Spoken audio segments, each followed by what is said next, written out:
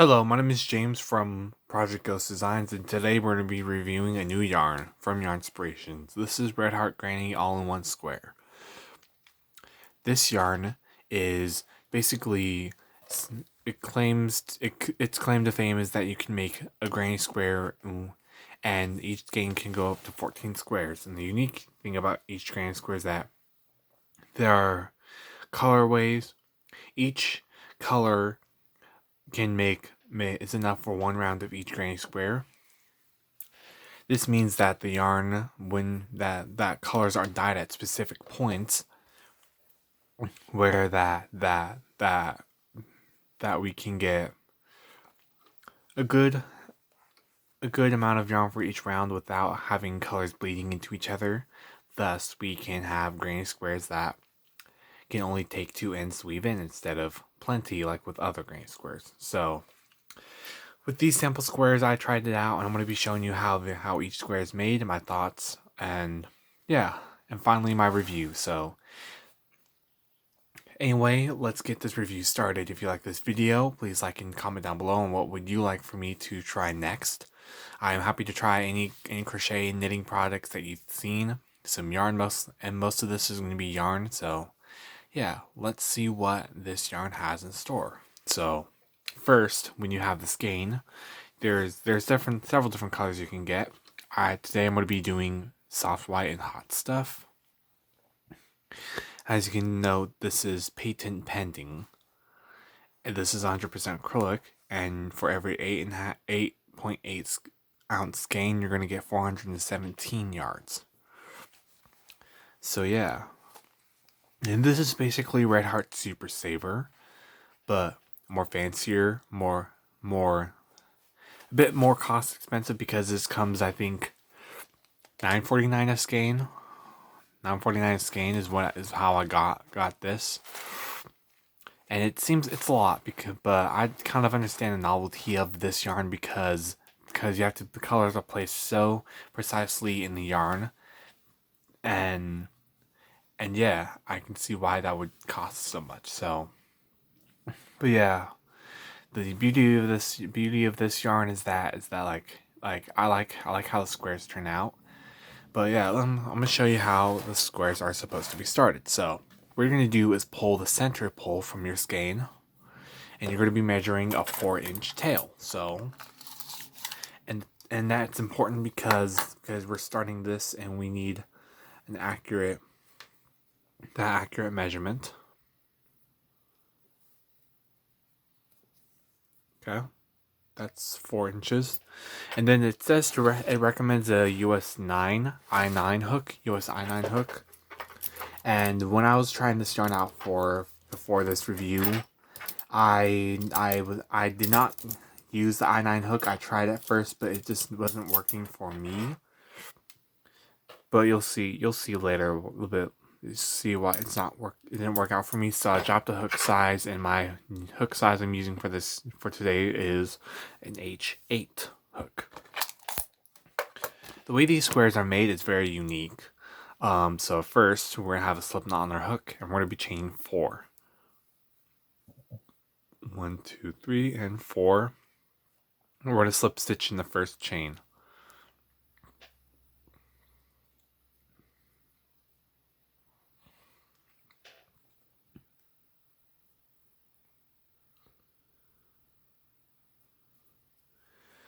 And then and then that's how you join your ring. And then I'm gonna be chaining 6. This counts as 1 double crochet and the 3 chain space.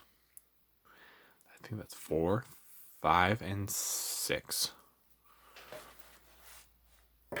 And then we're gonna place 3 double crochets into the ring.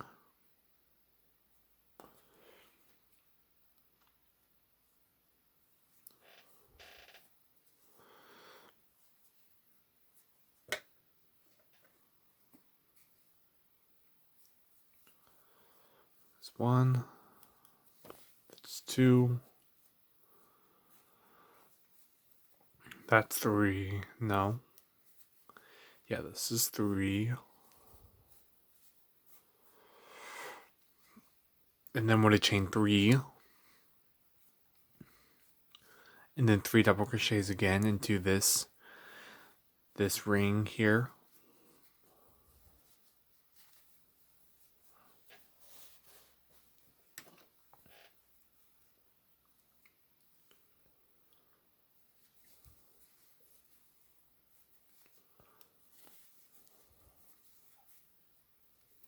Then chain 3 again.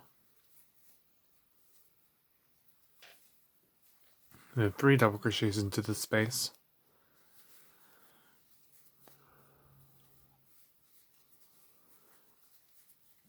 And then 3 chains again.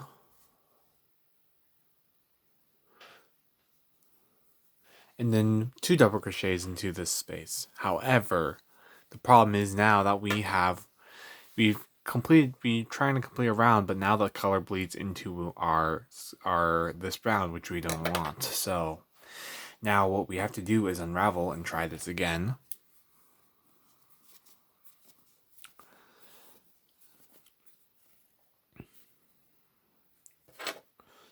So that was 1, 2, 3, 4, 5, 6. And then wanna again try that again.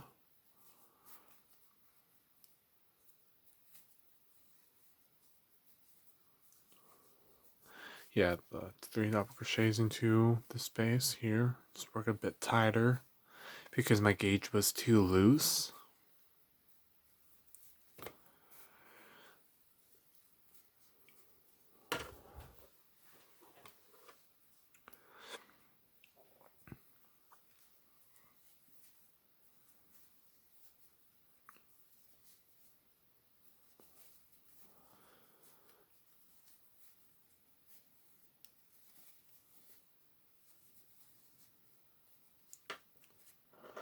Okay, that's 3 double crochets, and I'm going to chain 3 again. And then place 3 double crochets into this ring as well.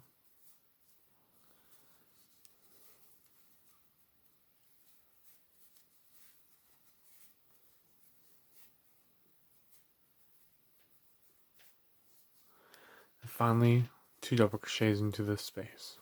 Again, we're short. Yeah, we're just short.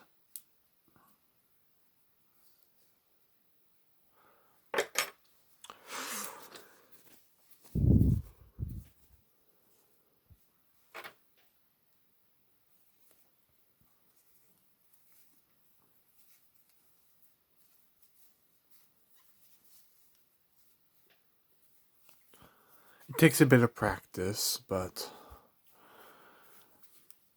a bit of like adjusting to get that gauge to get that end of the round right.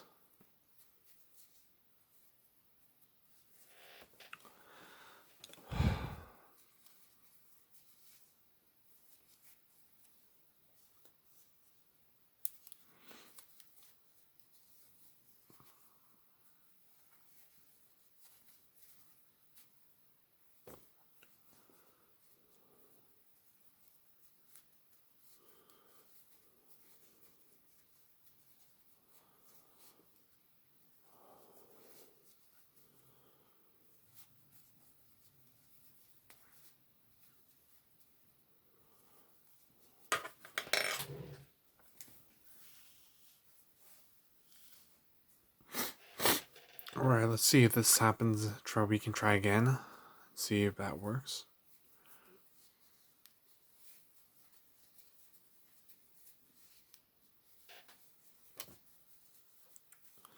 Okay, that works. We worked with I got a bit of tighter tension this round, and now I'm at the point where I can join with a slip stitch to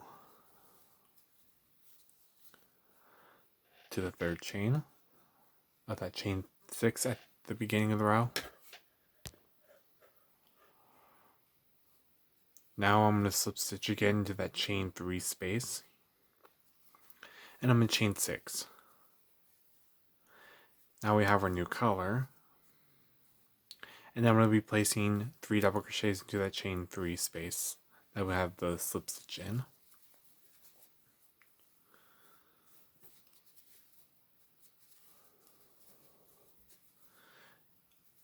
and then we chain 1,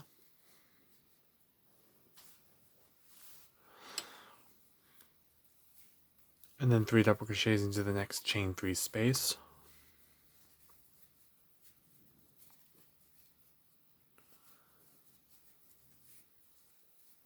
and then chain 3,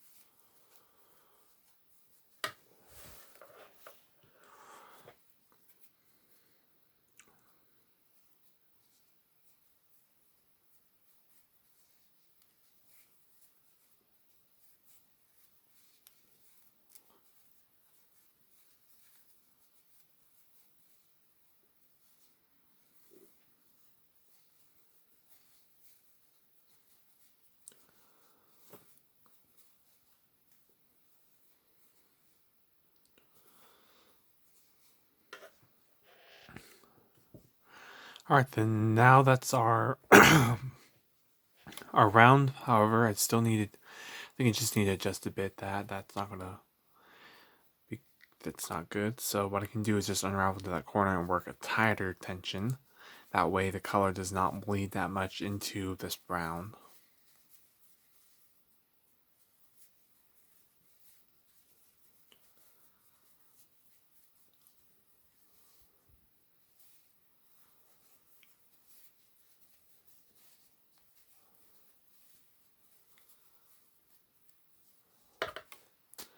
And then I can slip stitch into that third chain and then into the chain 3 space, and that is our round. But yeah, you just want to get that ending right, the ending for each round's right, to make sure that this works, that the yarn works as intended.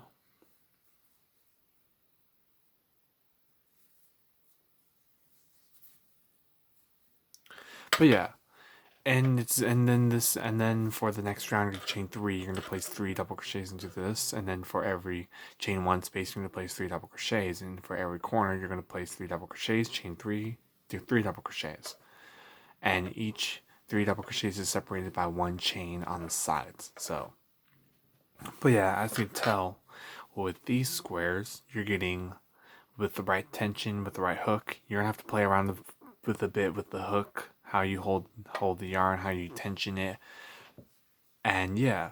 So I think this is a fun yarn. However, there are just a few downsides when it comes to this yarn. First of all is the color options, because these are fixed color options, so you don't have the flexibility to go in and cut every strand and try to work a round of gray stitch in any color you want, because there's just not enough. As well as with the, it's not a yarn that I would recommend for beginning people who are learning how to crochet, because it's based, because it's gonna take it takes a bit more of out of you to try to figure out how this yarn works, and this is not an appropriate yarn that I would say you want to learn how to crochet with. More like, if you know how to crochet, you've been doing it for a while, then you can try this yarn out, and it's one of those yarns where I feel where it's not gonna get you very far if you try figuring it out yourself instead of what it's supposed to be. So, but anyways, um, it's a fun, it's nice concept of an idea of having one all the beautiful colors of Granny Square without having to weave in many ends.